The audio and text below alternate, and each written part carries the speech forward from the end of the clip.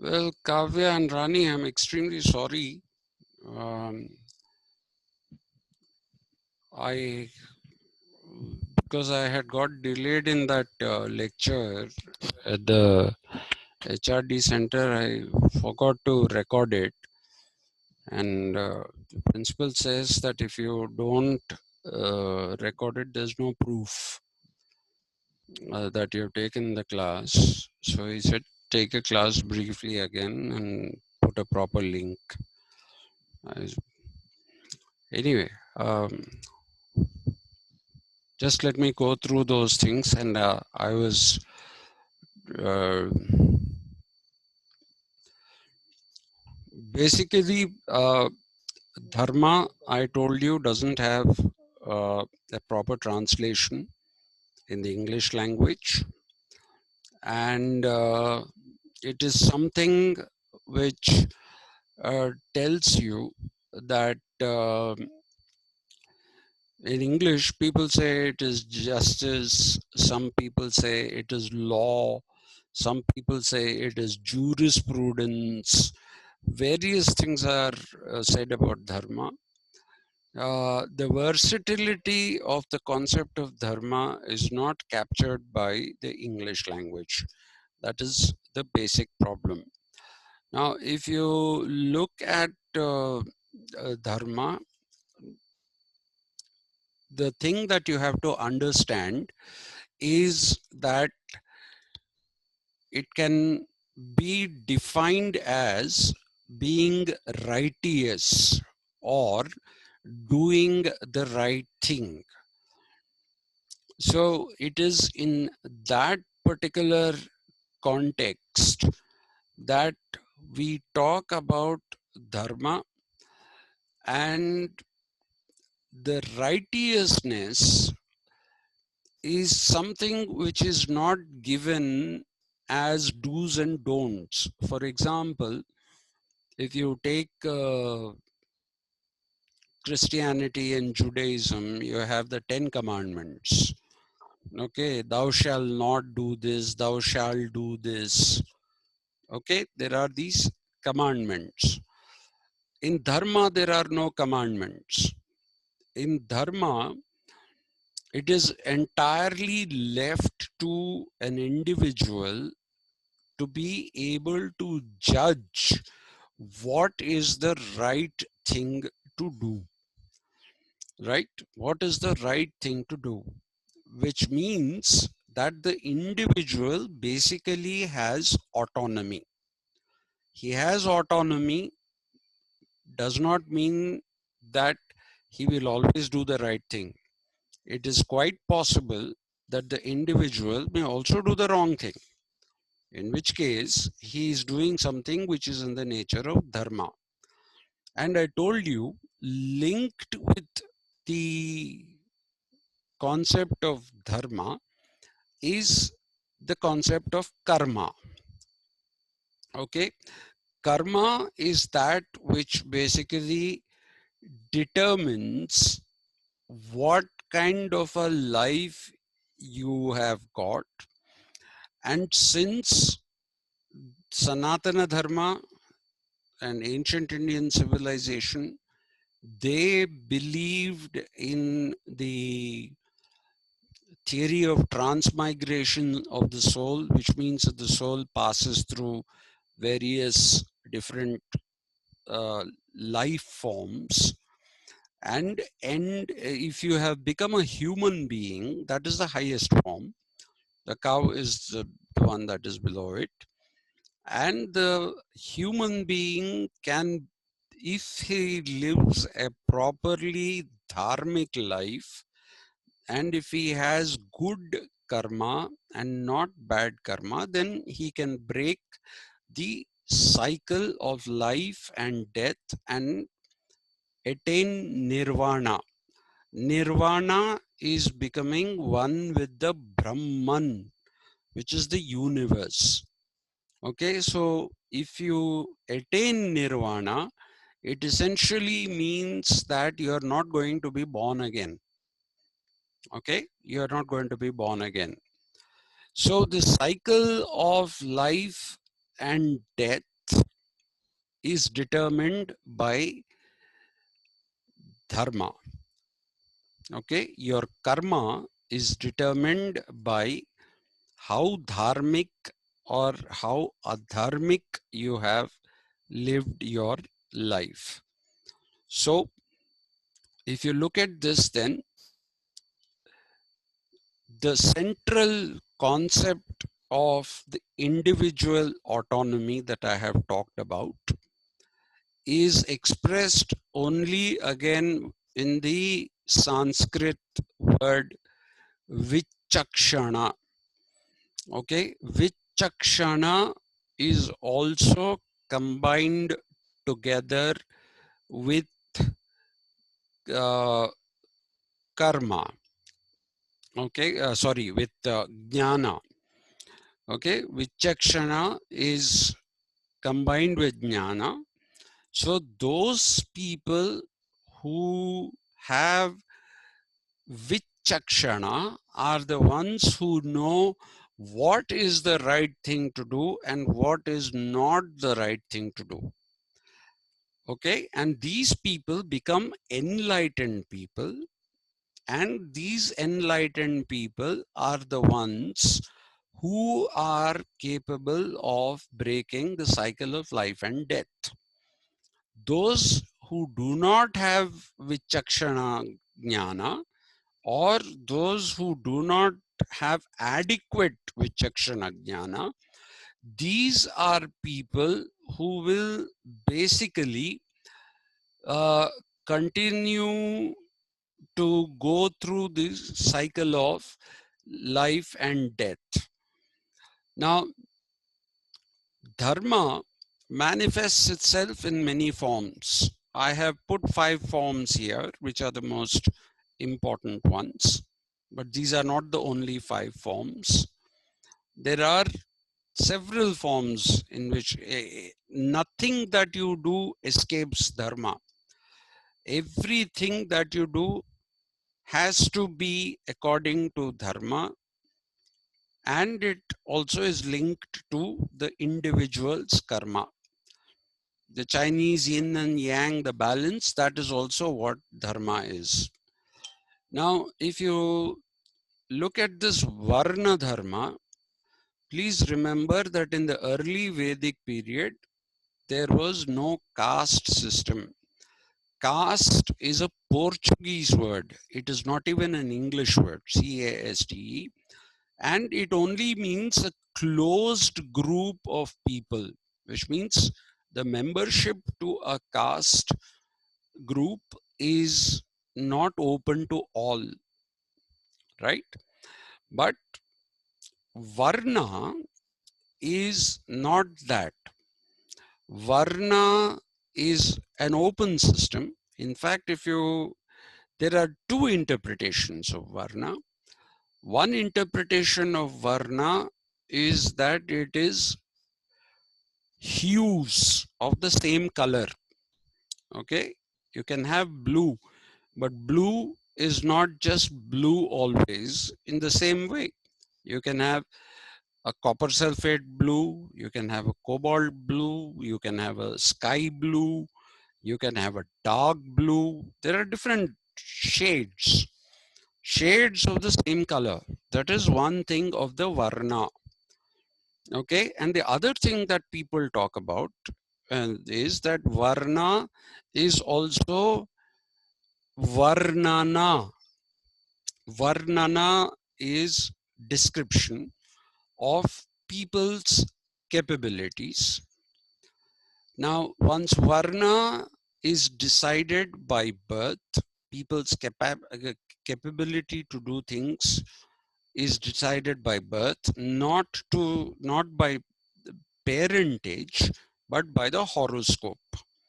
Okay, there is a complete uh, shastra that deals with astrology, and that will tell you if there are different things in different positions, different what should I say, if there are different planets in certain positions, you will become a Brahmin, you will become a Kshatriya. So, and at one time, at that in the Vedic, Rig Vedic period and all, you will see that people from in one family had number of Varnas.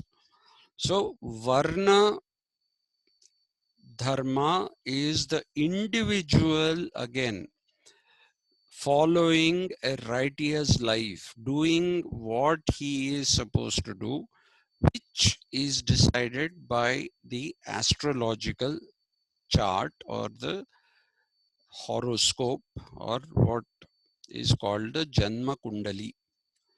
Okay. So based on that, you have the Chaturvarna system and there is no untouchability here. There is absolutely no untouchability here. Untouchability is called the Panchama Varna, which came later, but you shouldn't be calling it Panchama Varna because this came after the Varna system became Jati system. Jati became, your birth to parents. If I am born to Brahmin parents, then I'm a Brahmin. If I'm born to Kshatriya parents, then I'm a Kshatriya. If I'm born to a Vaishya parents, then I'm a Vaishya. That is the Jati system, and that became closed because marriages took place between Brahmin, between Kshatriya, between Vaishya, Shudra, and those people who were basically doing other kinds of jobs, uh, those people were basically seen as untouchables, and it is the Brahminical religion or Brahminical intervention into this Sanatana Dharma that created the Jati system and also created the notions of purity and pollution. So that is as far as the Varna Dharma is concerned. The next thing is the Ashrama Dharma. When we look at the Ashrama Dharma, what we find is that this is a description of the material journey of a soul in this world. Material journey, because now the soul is not a pure soul. It is not Atman. It is now something which resides in a body. Okay, and it is through the body that the Atman or the soul feels different emotions. It'll feel the emotion of pain, it'll feel the emotion of pleasure, it'll feel the emotion of separation, it'll feel the emotion of coming together. All those things happen basically uh, in this journey.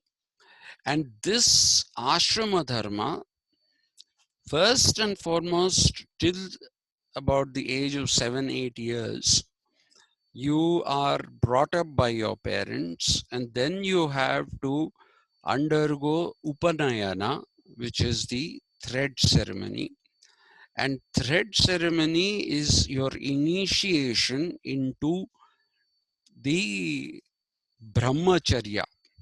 And if you are initiated into brahmacharya, then it basically means that you have to live the life of a mendicant.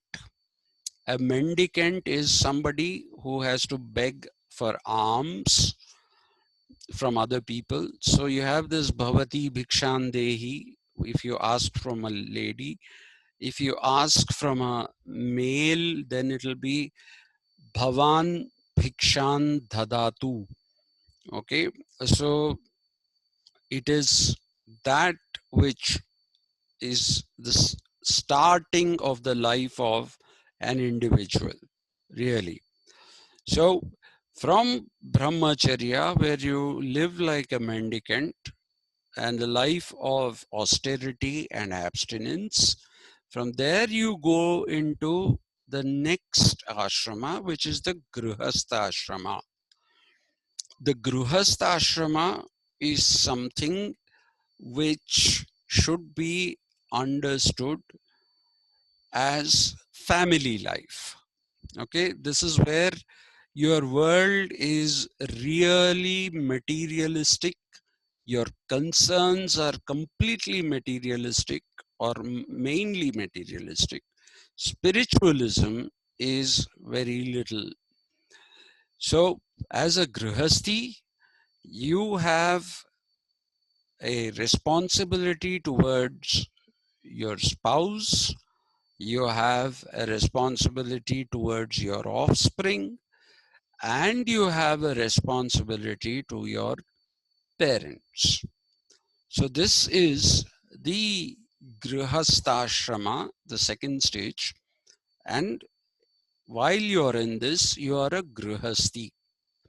And as your children come of age, and when they are entering into the grihastha phase themselves, then the person who started off as a brahmachari, one who became through brahmacharya, that person goes into the next phase of the ashrama, which is the vanaprastha. Okay, vanaprastha is where you begin the process of dissociating yourself from the different uh, you begin dissociating yourself from the different what should I say, attachments that you have. Okay, one by one you will slowly get rid of responsibilities. You will slowly start breaking your relations with your people, and you prepare to become a sannyasin. That is vanaprastha. Vanaprastha is in a way where you are basically trying to get out of the materialistic world and into the spiritual world. And when you become a sannyasin, then that is the final ashrama. The sannyasin has no property, has nothing. He again becomes a mendicant. He has to beg for his alms, and he has to live a very, very simple and extremely austere life.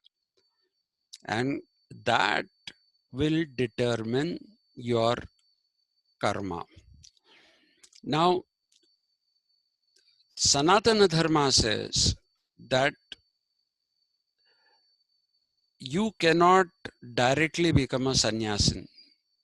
If you have to go through the whole idea of these different ashramas, which is brahmacharya, grihastha, vanaprastha, before you can become a sannyasin. That is because unless you have experienced something, you don't know the value of judgment or vichakshana. You don't know that until such time that you go through this. And once you go through this, then you will basically be in a position to understand what are the things in life which are not necessary, which we think are necessary. Okay, everybody wants to be famous, everybody wants to be well known. Is that the goal, or is it being a good human being which is a goal?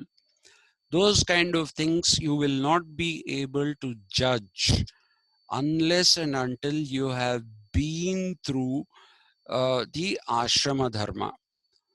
Okay, in fact, when Narada, the divine sage, asked Vishnu once, what is this thing that you talk about as Maya. He says you have to go through the Ashrama Dharma to find out what Maya is. Okay, so the Maya is the one that takes away your focus from the real life onto the unimportant things of life. So Shankaracharya, the Adi Shankaracharya, he is the only person who is supposed to have made this transition from brahmacharya straight to sannyasa, or he became a sannyasin. And the story that goes is that Shankaracharya went for a bath in the river and put out what is called the Angavastra, that which one wears on the shoulder, which was white in color. He put it out into the river, and when in the river, that turned saffron. Okay, that didn't, it was, the cloth was no longer white, it turned saffron. It was taken as Shankaracharya was granted the, or Shankara as he was called then, was granted the permission of becoming a sannyasin. Okay, I'll stop here. We had to redo this. I'm sorry, I forgot to record it the first time because we were a little late. So this is where I had stopped last time, and tomorrow we'll pick this thing up and continue and finish it off. Thank you, Kavya. Thank you, Rani, for coming back again. Okay, sir. And very, very sorry that I put you through this. Thank you very much. No, sir. No, otherwise there is no proof that I've taken a class. So that is the reason why. So thank you very much. I'll see you day Thank you, after sir. tomorrow. Right? Yes, sir. Okay, sir. Yeah. Thank you. Okay, sir.